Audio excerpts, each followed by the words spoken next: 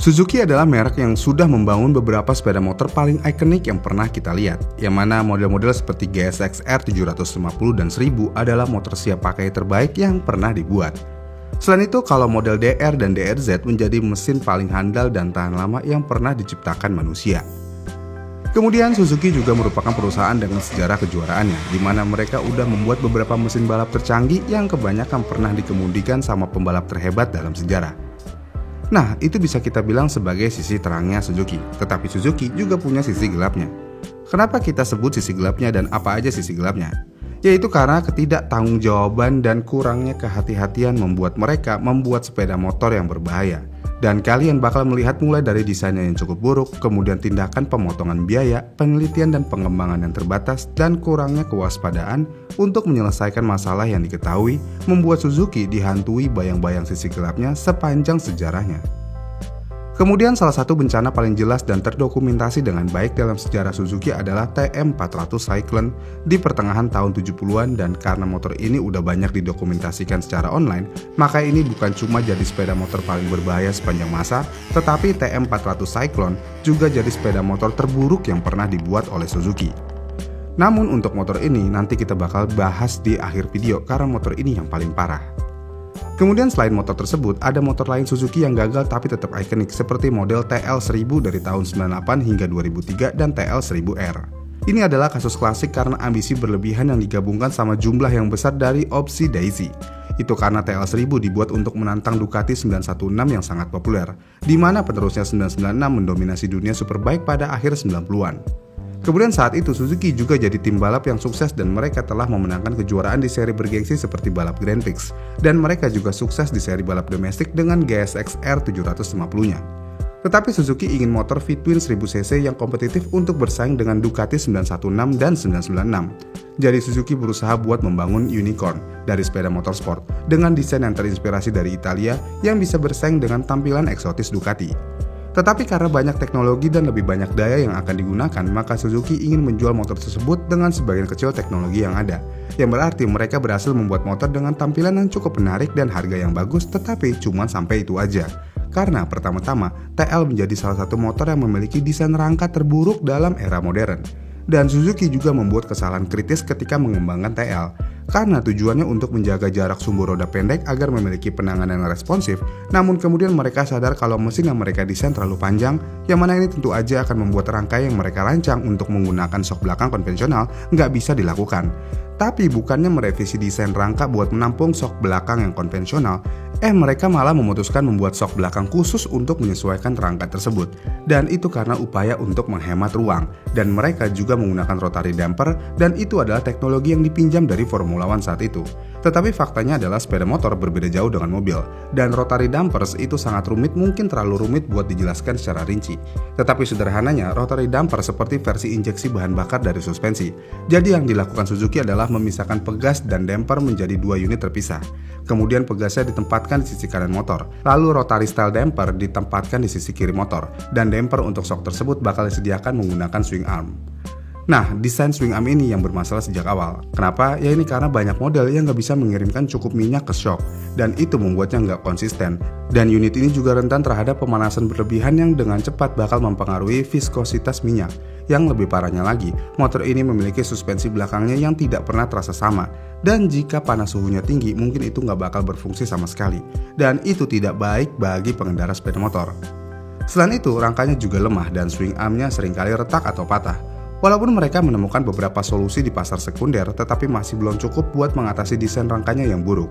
Lalu ditambah sama mesin dengan torsi 108 Nm-nya yang merupakan 14 kali lebih banyak dibandingkan dengan Ducati 916 yang cuma memiliki 89 Nm, dan itu merupakan jumlah torsi yang tergila kalau di akhir 90-an dan awal 2000-an.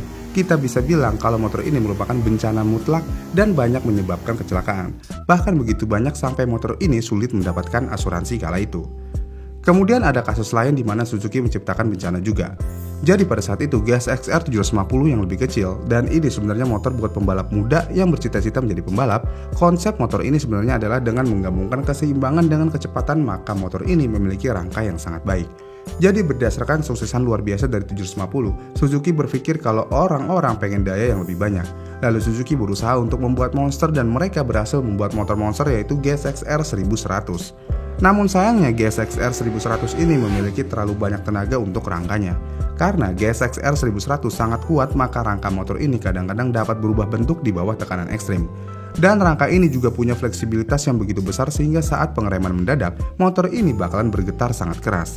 Dan tentu aja ketika motor ini memiliki rangka fleksibilitas seperti itu di bawah gaya-gaya G tersebut, akan mustahil buat dikendalikan.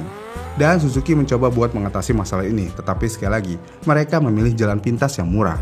Bukannya membangun ulang rangka dari awal untuk menangani daya dari mesinnya, mereka malah cuma memperkuat rangka yang ada doang. Namun ketika mereka melakukannya, motornya malah jadi terlalu kaku. Namun Suzuki tetap memproduksi GSX-R 1100 ini sampai tahun 1989, yang pada akhirnya kondisinya menjadi lebih buruk bagi GSX-R 1100. Dan Suzuki tidak punya pilihan lain selain mencoba mendesain ulang rangka motor tersebut, dan motor itu kita kenal dengan Slingshot 1100. Namun meskipun segala upaya mereka lakukan, itu tetap nggak membaik buat model GSX-R 1100 ini.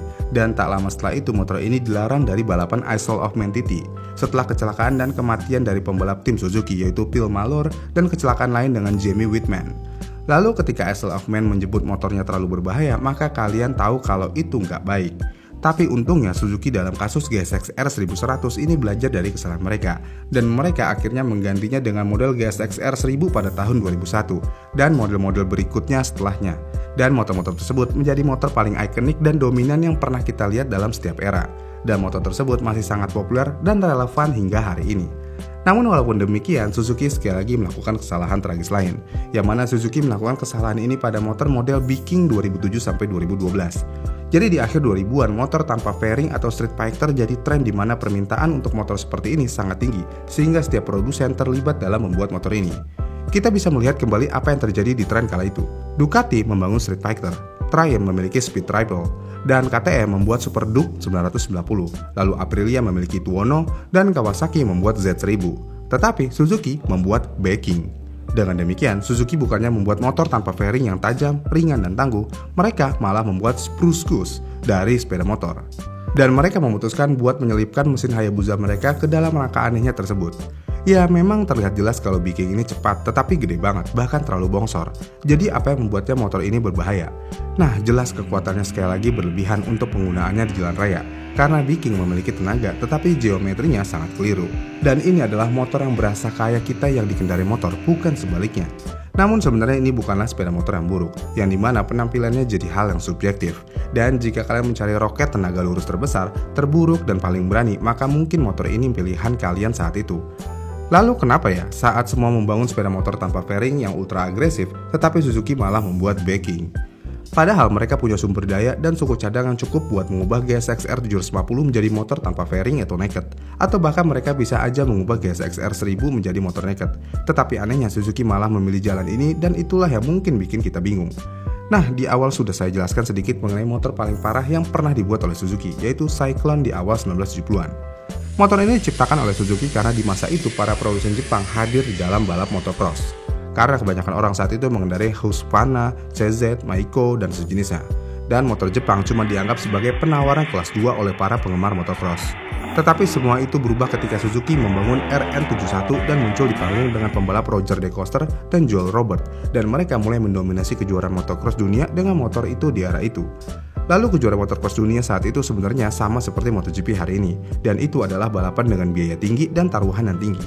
Tetapi Suzuki melihat ada celah di sini, yang mana Suzuki memanfaatkan hype dan aura misteri RN71, yang berarti kemudian Suzuki memutuskan untuk menjadikan RN71 menjadi strategi pemasaran yang hebat untuk membangun motor pabrikan atau jalan raya yang bisa dibeli oleh rider rata-rata di dealer lokal mereka. Jadi Suzuki membangun TM400 Cyclone. Dan pada pandang pertama, ini adalah puncak dari sepeda motocross. Namun seperti yang kalian duga pada saat itu, Suzuki suka membangun mesin sepeda motor berkekuatan tinggi yang temperamental, cepat, dan memasangnya ke dalam rangkaian sasis yang rapuh dengan komponen yang buruk serta teknologi yang belum teruji. Dan TM400 sama sekali tidak seperti sepeda motor pabrikan atau works bike, karena sebenarnya itu jauh lebih berat, sekitar 32 kg lebih berat dari RN71. Kenapa bisa berat? Ya kebanyakan dari tambahan berat itu berasal dari rangkanya. Kemudian biasanya mesin works juga menggunakan baja kromoli yang ringan. Namun untuk menghemat biaya, Suzuki menggunakan baja termurah dan terberat pada TM400. Dan inilah yang jadi masalah pertama, karena ini tidak hanya menambah berat pada sepeda motor, tetapi karakteristik fleksibilitas rangkanya sangat berbeda antara kedua bahan ini, yang artinya suspensi dan komponen lainnya nggak bakal berfungsi dengan baik. Dan mesin pada TM400 memang sangat kuat, tapi tidak konsisten dapat memberikan tenaga. Dan uniknya, motor ini juga memiliki pengapian P. Pengapian itu mirip dengan unit kontrol mesin atau ECU canggih saat ini. Tetapi ini adalah teknologi yang belum terbukti dan ini membuat sepeda motor seringkali tidak bekerja dengan baik. Jadi dengan tenaga ganasnya, TM kadang-kadang memiliki tenaga pada 2500 rpm atau 3500 rpm atau yang paling parah 5000 rpm. Dan tidak peduli seberapa terampilnya seorang pengendara atau pembalap. Karena jika setiap kali pembalap atau pengendara tersebut memutar gas, pengendara atau pembalap tersebut bakal nggak tahu apakah dia bakal mendapatkan daya jet atau daya sepeda motor biasa. Maka mustahil untuk mengendari motor tersebut. Karena pada suatu saat pembalap akan mendapatkan jumlah daya yang salah di waktu yang salah. Karena daya yang tidak konsisten inilah motor ini jadi kayak hewan buas. Bahkan bagi pembalap terbaik di dunia pun, motor ini masih susah untuk dijinakan. Tapi itulah yang membuat Suzuki TM400 Cyclone menjadi legendaris. Kemudian selain itu, motor ini juga memiliki cara pengiriman daya yang tidak dapat digunakan. Lalu urutan pembakaran motor ini juga buruk, dan tentu saja memiliki bobot yang berlebihan dan rangka yang buruk untuk menjamin bahwa jika kalian mengendari sepeda motor ini cukup lama, maka kalian pasti akan terluka. Tetapi tragedi sejati dari Suzuki TM400 Cyclone adalah yaitu ketika Suzuki mengetahui motor ini berbahaya dan mereka tahu orang terluka, tetapi mereka tetap membuatnya sampai orang berhenti membelinya. Saya harus gimana ya? Namun jika ada sisi positif dari TM Cyclone 400, satu-satunya adalah Suzuki berhasil menciptakan motor RM370 yang akan menjadi salah satu motor motocross terbesar yang pernah dibuat. Lalu, apakah Suzuki belajar dari kesalahan di masa lalunya? Ya, jawabannya adalah iya dan enggak. Karena teknologi canggih membuat semua sepeda motor dari semua produsen lebih dapat diandalkan saat ini dan lebih aman daripada sebelumnya, termasuk Suzuki. Dan mereka membuat mesin yang dapat diandalkan dan kokoh dengan harga yang menarik. Tetapi kebanyakan Suzuki setiap tahun hanya mengubah grafis pada motor-motornya dan menaikkan harganya aja. Padahal masih banyak hal yang bisa mereka lakukan pada motor-motor tersebut, tetapi mereka nggak mau melakukannya. Yang berarti sama ya, Suzuki dari zaman dulunya udah begitu, mau di negara manapun. Pasar loak, Bagaimana nih menurut kalian? Jika kalian memiliki argumen lain, kalian bisa komen di kolom komentar di bawah ya. Dan jika kalian suka dengan video ini, kalian bisa like dan subscribe channel ini. Dan sampai jumpa di video selanjutnya.